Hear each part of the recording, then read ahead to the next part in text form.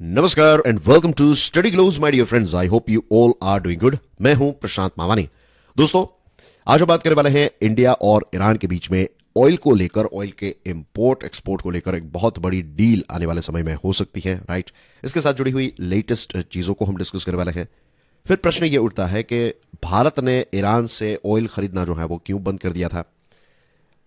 Houthi rebels, उनके attacks की वजह से ये जो रेड सी वाला पोर्शन है और जो गल्फ ऑफ एडन वाला पोर्शन है, ये काफी ज्यादा डिस्टर्ब हो चुका है और इसकी वजह से दुनिया की बहुत सारी सरकारें जो हैं वो, उनका हेडेक जो है वो काफी ज्यादा बढ़ चुका है। सो आज के डिस्कशन में हम मैप्स को भी देखने वाले हैं, नंबर्स को भी देखने वाले हैं, रशियन ऑयल, चाइना, यूएसए और यूके की एक्शंस, बहुत सारी चीजों के बारे में आज हम डिस्कशन करने वाले हैं। Dear friends, I am so happy to inform all of you कि we have launched a new course. इसका नाम है इंटरव्यू मास्टर। ये कोर्स मेरे द्वारा ही डिजाइन किया गया है। नाम से ही पता चल गया ना आपको कि interview master is all about interview के किसी भी प्रकार का इंटरव्यू, राइट। जॉब इंटरव्यू, चाहे वो प्राइवेट सेक्टर की जॉब हो चाहे गवर्नमेंट सेक्टर की जॉब हो, तो कैसे इंटरव्यू को कॉन्फिडेंटली आप क्रैक कर सकते हैं, राइट। कैसे मैक्सिमम मार्क्स अचीव किए जा सकते हैं, ये सारी चीजें, ये एक स्किल है। तो ये स्किल जो है वो सीखने के लिए you can avail this course. इस कोर्स के साथ जुड़ी हुई सारी डिटेल्स आपको स्टडी ग्लोज के मोबाइल ऐप पर मिल जाएगी। Dear friends, I have also designed limitless leadership. ये भी कोर्स जो है ये अवेलेबल है on Study Glows. Leadership is one of the most important skill और ये हमारे जीवन के सारे अलग अलग क्षेत्रों में हमें काम आती है। You can get in touch with me via these social media handles and you can check out my other videos on Curiously Education. दोस्तों, तो लेटेस्ट टॉपिक पर डिस्कशन करते हैं, राइट। अब भारत जो है वो अल्टरनेटिव सोर्सेस से क्रूड ऑयल खरीद सकता है, राइट। अब ये टॉपिक जो है वो फिर से करंट अफेयर्स का पार्ट बन चुका है कि आने वाले समय में भारत जो है वो ईरान से फिर से क्रूड ऑयल्स जो है वो खरीदना स्टार्ट करेगा। उसके पीछे मेन रीजन जो बताया जा रहा है दैट इज ये रेड सी वाला जो पोर्शन है और जो गल्फ ऑफ एडन, येमन के पास है ना, गल्फ ऑफ एडन और रेड सी। तो ये दो ऐसे लोकेशंस हैं जहां पर हूथी इंसर्जेंट्स या फिर हूथी इंसर्जेंट्स जो हैं, जो ये टेररिस्ट ग्रुप हैं, तो इनके अटैक्स अलग अलग शिप्स पर काफी ज्यादा बढ़ चुके हैं। और ये अटैक्स की वजह से क्या हुआ है कि पूरा जो मर्चेंट नेवी या फिर मेरीटाइम ट्रेड जो है वो डिस्टर्ब होने लगा है। चलिए सबसे पहले तो हम लोकेशंस को देख लेते हैं। तो as you can see on your screen, ये रहा यमन, ये है गल्फ ऑफ एडन, राइट। ये ऑफ कोर्स अरेबियन सी वाला पोर्शन है। आगे आप जाएंगे तो you will find Arabian Sea, Gujarat, Maharashtra etcetera. और यहां पर आप देखिए सोमालिया, ये सऊदी अरेबिया रहा, ये ओमान है। और यहां पर देखिए ये रेड सी वाला पोर्शन है, राइट। और यहां पर एक छोटा सा देश है जिबूटी और येमेन, जिबूटी और ये जो इरिट्रिया, ये तीन देशों के बीच में एक बहुत ही इंपॉर्टेंट जगह है, इसका नाम है बाब अल मंदेब। तो रेड सी से आपको बाहर निकलना है, Red Sea, Gulf of Aden से रेड सी जाना है, तो you have to go through this Bab al मंदेब। और यहां पर ये वाला जो पोर्शन है, तो यहां पर से अलग अलग इस क्षेत्र में और इस क्षेत्र में ये जो हाउथीज हैं, इन्होंने अलग अलग शिप्स पर अटैक्स किए हैं।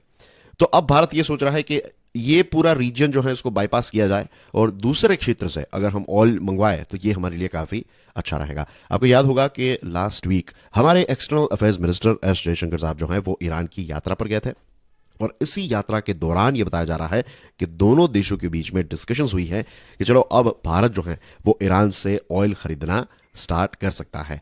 जो अल्टरनेटिव रूट की मैं आपको बात बता रहा था, तो पर्शियन गल्फ और गल्फ ऑफ ओमान वाला जो रूट है, यहां से ऑयल खरीदना, यहां से ऑयल मंगवाना जो है, इट्स मच मोर सेफर। देखिए यहां पर एक तो हाउथीज जो हैं तो उनका कोई ऐसा स्ट्रॉन्ग प्रेजेंस नहीं है। दूसरी चीज, हाउथीज जो हैं उनको सब जानते हैं कि ईरान के द्वारा ही सपोर्ट किया जाता है। तो अगर आप ईरान का ही ऑयल खरीद रहे हैं तो हाउथीज जो हैं वो इन शिप्स पर अटैक नहीं करेंगे। अब रही बात ये पर्शियन गल्फ और gulf of Iran, gulf of Persian gulf और गल्फ ऑफ ओमान की, तो यहां पर देखिए ये देश जो है दिस इज ईरान हियर। यहां पर आप देखिए पाकिस्तान के साथ जुड़ी हुई बॉर्डर है, अफगानिस्तान के साथ जुड़ी हुई बॉर्डर है, ये कुवैत देख सकते हैं, इराक है, यहां पर सऊदी अरेबिया, कतार, बहरीन, और यहां पर ये जो पोर्शन है ये ओमान का पोर्शन है, ये यूएई। और देखिए ये रहा पर्शियन गल्फ और ये रहा गल्फ ऑफ ओमान। और पर्शियन गल्फ से बाहर निकलना है या फिर गल्फ ऑफ ओमान से आपको पर्शियन गल्फ जाना है तो आपको स्ट्रेट ऑफ हॉर्मुज जो है यहां से पास होना पड़ता है। तो जैसे बाबल मंदेब इंपॉर्टेंट है, वैसे ही ये स्ट्रेट ऑफ हॉर्मुज जो है ये भी काफी इंपॉर्टेंट। यहां पर आप चाबार देख सकते हैं, दिस इज बंदर अब्बास, राइट। थोड़ा इसको और अच्छी तरीके से जूम करके देखें तो ये पोर्शन है। अब ये सारे देश जो हैं, ये सारे देश, और ईरान का ऑयल जो है वो भी काफी ज्यादा हद तक यहां पर पर्शियन गल्फ में से पैदा होता है और यहां से इसको सप्लाई किया जाता है। तो Saudi Arabia, UAE, Kuwait, Oman, right, ये सारी जगहों से अगर हम ऑयल मंगवाते हैं तो फिर ये जो रेड सी वाला पोर्शन है, गल्फ ऑफ एडन वाला पोर्शन जो है, तो वो बीच में नहीं आएगा। तो हाउथीज का फिलहाल जो थ्रेट है उसको बाईपास करने की बात है। ठीक है। नाउ ईरान एक ऑयल प्रोड्यूसिंग कंट्री है। एक वक्त था जब हम ईरान से ऑयल मंगवाते थे, लेकिन फिर सैंक्शंस की वजह से भारत ने ईरान से ऑयल खरीदना जो है वो बंद कर दिया। In fact it's not just Iran, दुनिया में जितने ऐसे देश हैं जिन पर ग्लोबल सैंक्शंस लगे हुए हैं, तो भारत ये चीज प्रेफर नहीं करता है कि जिन देशों पर ग्लोबल सैंक्शंस लगे हैं उनसे हम ऑयल खरीदें। फॉर एग्जांपल वेनेजुएला नाम का जो देश है, दक्षिण अमेरिका का देश है, तो इस पर यूएसए के सैंक्शंस थे। तो जब यूएसए ने सैंक्शंस हटाए उसके बाद ही भारत ने वेनेजुएला का ऑयल जो है वो खरीदना स्टार्ट किया। अब आपके दिमाग में शायद यह भी प्रश्न आ रहा हो कि भारत ऐसा क्यों करता है? अगर किसी देश पर यूएसए या फिर ग्लोबल सैंक्शंस लगे हैं तो हम उनसे ऑयल क्यों नहीं खरीदते? हम दूसरी तरफ देखते हैं कि फॉर एग्जांपल चाइना जो है, तो चाइना अगर रशिया पर सैंक्शंस लगे हुए हैं, ईरान पर सैंक्शंस लगे हुए हैं, तो चाइना जो है वो उनसे ऑयल तो खरीदता ही रहता है और भारत जो है वो ऑयल नहीं खरीदता। देखिए, हो सकता है कि हमें ऑयल पर थोड़ा डिस्काउंट मिल जाए और ये सारी चीजें हो जाए, लेकिन दूसरी बहुत सारी ऐसी चीजें हैं जहां पर दुनिया के ये जो बड़े बड़े देश हैं उनके साथ हमारे अच्छे रिलेशंस हैं, राइट। बहुत सारे ग्लोबल इश्यूज पर हम कोऑपरेट करते हैं। तो कि एक डिस्काउंट या फिर थोड़े पैसे बचाने के चक्कर में हम उन रिलेशंस को खराब नहीं कर सकते, क्योंकि भारत जो है इसको, और डेमोक्रेटिक देशों की बात करें तो we are like minded countries, जिसको कहते हैं ना लाइक माइंडेड का मतलब है कि सेम विचारधारा वाले देश। तो ये कुछ स्ट्रॉन्ग रीजंस हैं जिनकी वजह से ग्लोबल सैंक्शंस अगर किसी देश पर लग जाते हैं तो फिर भारत उनसे ऑयल खरीदना पसंद नहीं करता है। एक वक्त था 2018-19 में, अगर आप देखेंगे तो Iran was one of the largest sources of crude oil for India. फिर जून 2019 में, उस समय पर अमेरिका में डोनाल्ड ट्रंप साहब की सरकार थी, और JCPOA, जिसको ईरान न्यूक्लियर डील भी कहा जाता है। आपके लिए प्रश्न है कि JCPOA जो है इसका फुल फॉर्म क्या है, ये आपको कमेंट सेक्शन में बताना है। ठीक है, सिंसियर स्टूडेंट्स जो हैं तो उनके लिए क्वेश्चन है, ये एक इंपॉर्टेंट शब्द है JCPOA, इसके बारे में आपको पता होना चाहिए। तो let me tell you briefly कि ईरान न्यूक्लियर जो डील हुई थी, तो इस डील में एक तरफ था ईरान और P5+1, तो 1 में था जर्मनी, P5 यानी कि परमानेंट 5 मेंबर्स जो हैं यूनाइटेड नेशन सिक्योरिटी काउंसिल के, उसके साथ जर्मनी और ईरान। तो ये देशों के बीच में आप समझ लीजिए टोटल 7 देशों ने ये ईरान न्यूक्लियर डील जो है वो कंडक्ट की थी, और ये सारी चीजें जो हैं वो यूनाइटेड नेशंस की छत्रछाया में ही हुई थी।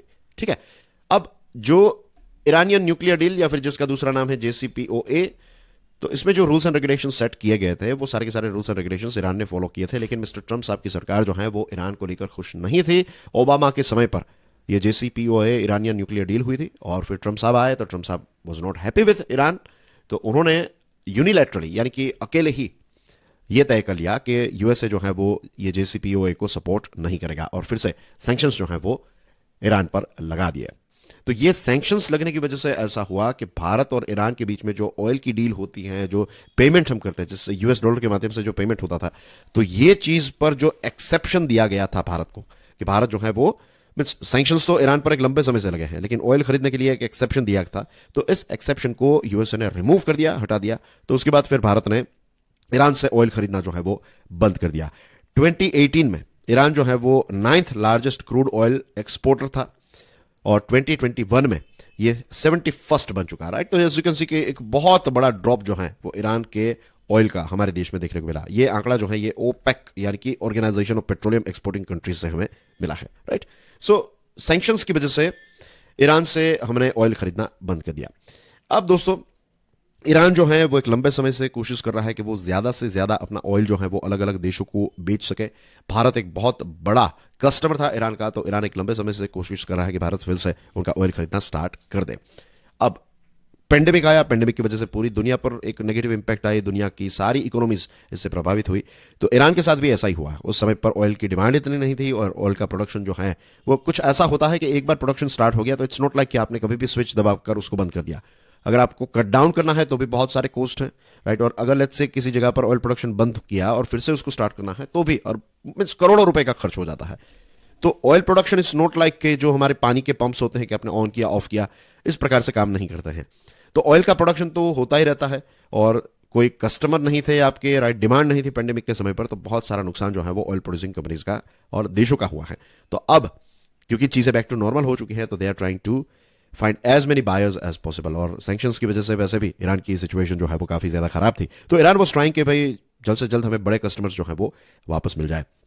चाइना जो है वो एक बहुत बड़ा इंपोर्टर बन गया ईरानियन ऑयल का। दुनिया के दूसरे देश जो है वो ऑयल ईरान से नहीं खरीद रहे थे, फॉर एग्जांपल इंडिया। तो उस समय पर डिस्काउंट भी मिल रहा था, तो चाइना ने इसका काफी ज्यादा फायदा उठाया, राइट। और देखिए चाइना जो है वो लाइक माइंडेड देशों में नहीं गिना जाता, यू नो कि यूएसए और दूसरे देश जैसे कि हमारा देश भारत है और बहुत सारे से ऑस्ट्रेलिया है, जापान है। So there are so many global players जिनका चाइना के साथ अलग अलग लेवल्स पर अलग अलग टॉपिक्स पर इश्यूज चल रहा है, राइट, इश्यूज चल रहे हैं।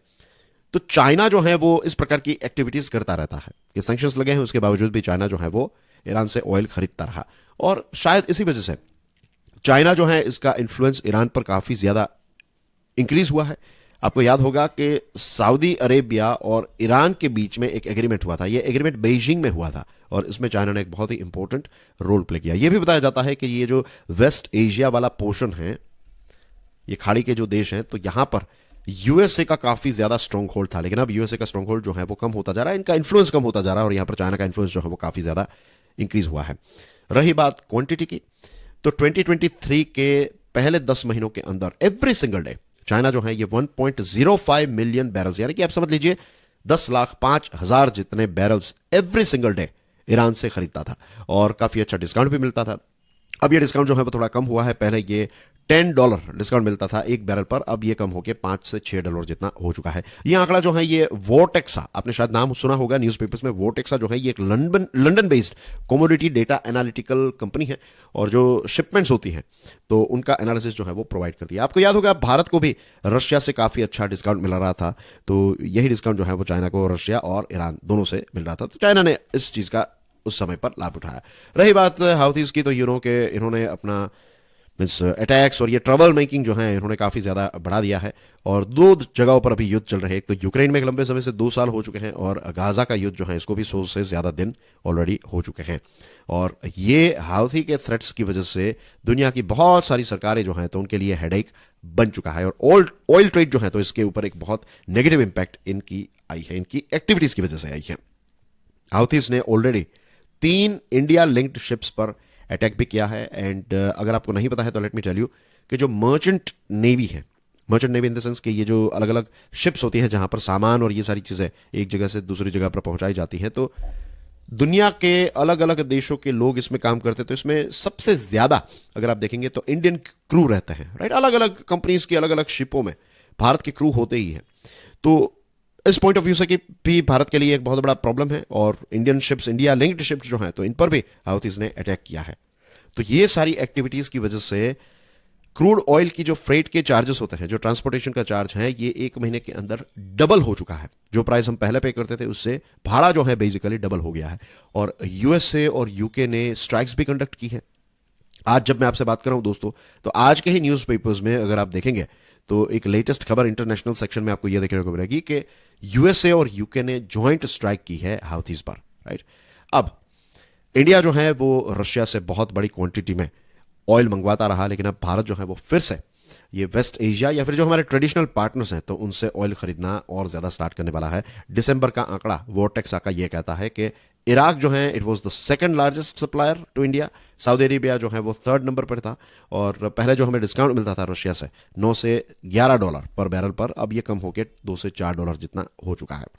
सो this are the things, right. ये सारी इंपॉर्टेंट चीजें हमने डिस्कस कर ली है। तो आने वाले समय में आपको देखने को मिल सकता है कि भारत और ईरान के रिश्ते जो हैं वो और ज्यादा मजबूत हों और भारत जो है वो एक बहुत बड़ी क्वांटिटी में ईरान से ऑयल खरीद सकता है और इसी के साथ भारत जो है वो फिर ईरान को प्रेशराइज भी कर सकता है कि भाई आप हाउथीज जो है उनको थोड़ा कंट्रोल में रखिए। तो ये सारी चीजें जो है वो एक बार ऑयल की सप्लाई स्टार्ट हो जाएगी, ट्रेड जो है वो बैक टू नॉर्मल हो जाएगा, उसके बाद ये सारे स्टेप्स जो है वो भारत फ्यूचर में उठा सकता है।